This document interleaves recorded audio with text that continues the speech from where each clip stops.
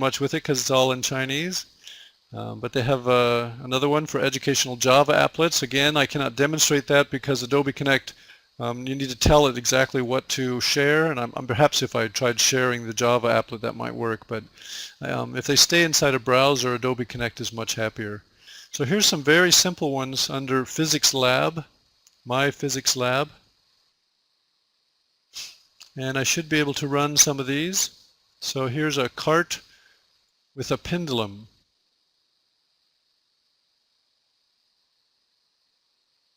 Let's see if you can see it.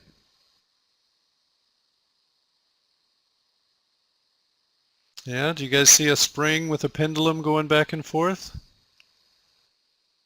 Yeah, everybody see that? So this demonstrates some motion here, and note that you can change things like the cart mass. I could change it to 5 instead of 1, and then it goes much more slowly, or I could change the spring stiffness to 9 instead of 6. So this is the interactivity that's quite common with learning objects. The student can explore ideas, and the ideas is much more efficient than having the teacher explain something and talk for half an hour about a spring and a little ball swinging from it. If you give one to each student, either in the physical world or perhaps even safer if you do it on the computer, and let them experiment with different springs and different weights. You can even change gravity from 9.8, we'll change it down to 4. And now look at the pendulum change. So the idea is to give an interactive object that the student can explore and learn a specific learning outcome.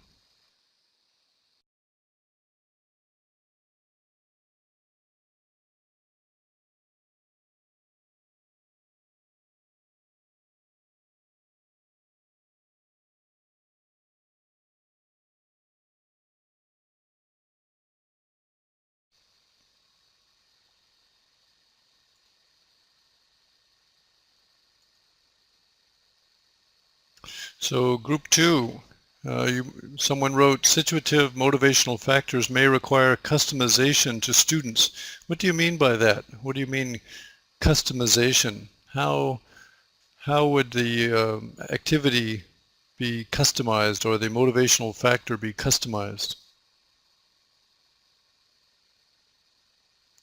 Moon says he cannot access to Google. He's in mainland China, I take it.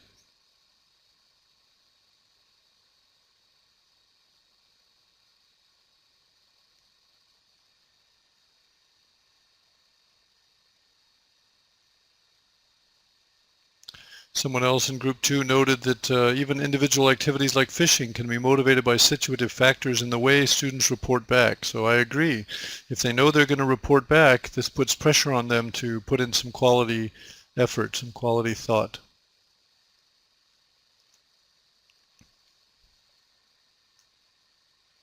Students may be motivated by peer support and pressure, but others might care more about pleasing the teacher or helping themselves. So is that what you mean by customization? You have to you have to be aware of the different ways students react, and kind of fit it to individual students' needs or expectations in order to motivate them successfully?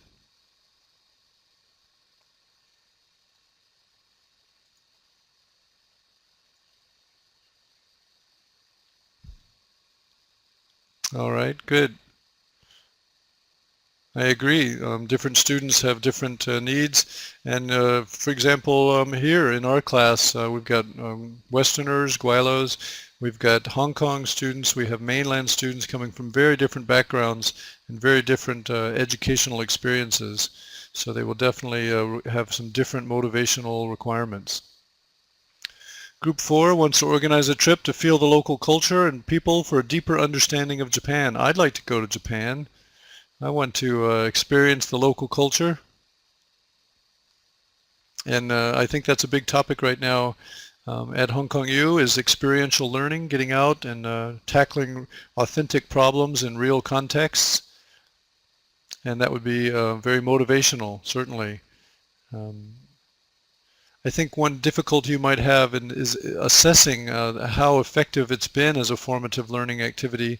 You could later compare the outcomes on at the summative level, but at the end of a unit, how would you measure? Would they get a higher result on a formative quiz, or would they have more active discussion forums? I tried to do that once. The group that went out and went to the context of a community profit, community enterprise, and they actually talked less in their discussion forums because they'd already spoken so much in person, while the group that didn't go out together to see this community enterprise was more productive in a discussion forum. So you might have some surprising outcomes on your assessment of formative learning. Group 4, page 2, talks about drawing a mind map in groups for formative assessment. Can be motivated by treating the task like a competition in class, getting reward. Compare software as a service, or SaaS, user-driven adoption, value on demand, low cost of entry, a public infrastructure, and a tight feedback loop between providers and consumers. And you also have the community, where users are adding values, recommending things, thumbs up, tagging, commenting, and you have community rights management.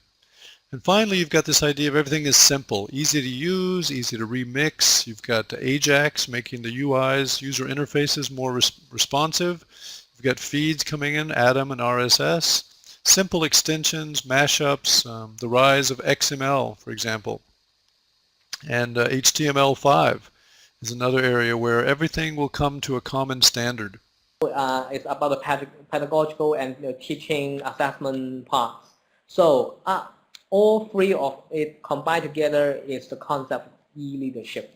So the author suggests that if there are some visionary leader, and these kinds of leaders, they really have a genuine understanding of the issues and the resources of ICT in school, and it will really help the development of the innovative pedagogical use in the classroom.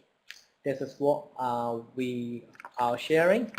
So it not only creates the sprite in my hand, but it gives me an animation where every minute or so I'll take a big swig out of my sprite.